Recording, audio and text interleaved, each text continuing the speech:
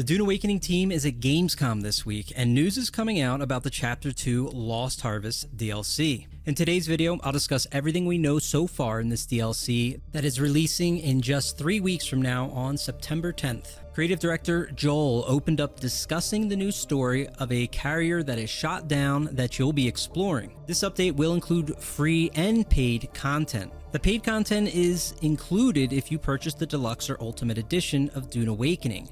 Otherwise, it's available at $13 or $25 from the Season Pass. I think it's a little early for charging DLC stuff, but I know a lot of people did buy the deluxe versions that I played with, so this softens the blow a bit for me. But first, let's look at everything in the paid DLC. First up, we have a new vehicle, which Joel mentioned you can use even if you don't have the DLC. Now, this will be crafted like others with various levels, Mark 4, 5, 6, etc. But Joel stated that this doesn't have any benefits over other vehicles currently in the game. So it looks like it'll probably just fill the role of a sandbike, more or less.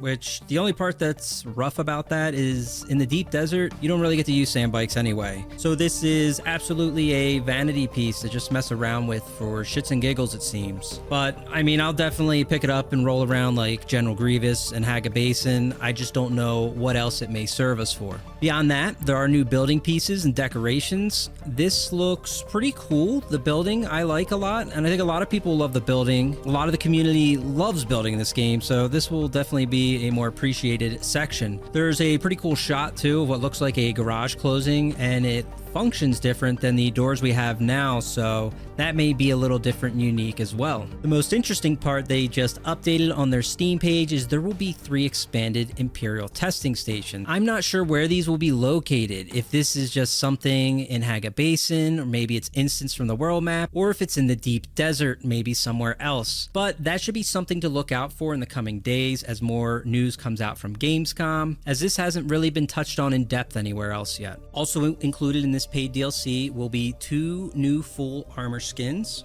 We're going to have 4 weapon skins and a new thumper emote. Lastly to mention is what Joel opened up with, which was the Lost Harvest New Journey, which is not the main storyline that is included for free. In the opening of the live stream, we were told you'll receive a message of a brand new harvester that's been shot down, and it's going to open up and start a brand new adventure. So while it's not the main story, it will be what seems to be another storyline separate from the main story. What rewards you might get from this, we'll have to wait and see. Beyond that, let's jump into the free stuff. This is what everyone will get in the September patch. So for starters, Chapter 2 will continue. This is the main story quest with all the main characters. It opens with a series of murders in Arrakeen, leading to a quest beneath the Arrakeen archives. This will continue our quests working with the other main players in the storyline of Dune Awakening. Also coming in this free portion of the update will be character recustomization and new hairstyles and some tattoos. There will be 5 new archetype armors also included, which will tie to each skill tree or class in the game. Also mentioned are contract missions in Harko Village and Arrakeen. Now I'll be interested to learn more here.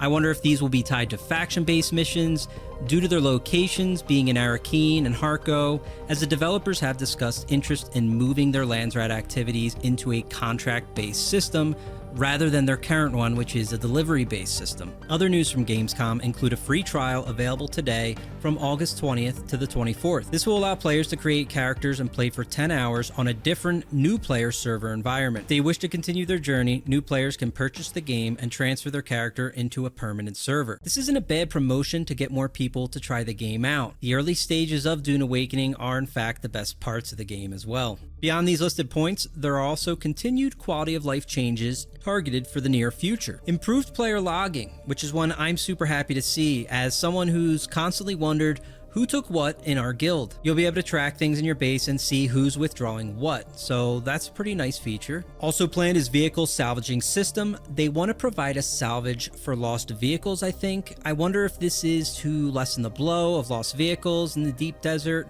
whether it's through PvP or just, frankly, a lot are lost to bugs. Almost like an insurance system that's been suggested. I've seen that a lot. All in all, I think this is just to lessen a blow of resource loss to players. Next up was inventory management, which is lowering the weight of cobalt paste specifically, but really adding a container that carrier ornithopters can carry. This will be nice for moving, and the devs have mentioned providing a container that will traverse the zone lines. So you'll be able to move in and out of the deep desert, which will be way less painful, as this adds to player fatigue currently. Having to move in and out of the deep desert takes multiple runs right now.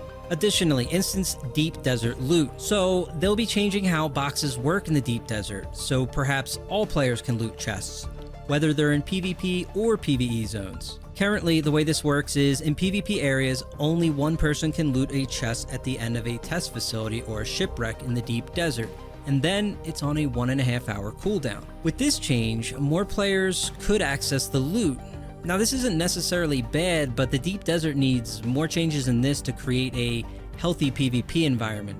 Additionally, they had offline notifications for players taking breaks. You can notify yourself via email about power or tax payments to keep your base up to date. So I guess that'll be a nice reminder tool. And lastly, the Landsraad is a target for rework from Funcom as it fails on multiple fronts in its current design. In short, players turn in stockpiled resources currently and win this by default pretty much every week. Whichever side has larger groups of players stockpiling win this political weekly battle. Their goal is to really shift this to a contract-based system and likely create series of new activities in the coming months to complete these. Things like races, crafting challenges, racing, treasure maps, duels, and even faction versus faction maps. These are all kind of spitballed ideas, so we'll see what pans out. Clearly, they are looking to include both PvE and PvP activities in the Landsraad, but I'd still prefer a faction versus faction system in Dune Awakening, where we work with our allies and fight other factions head-on in a designated conflict area. Since release, Dune Awakening has bled off a lot of PvP players early on that would enjoy an area where they fight each other rather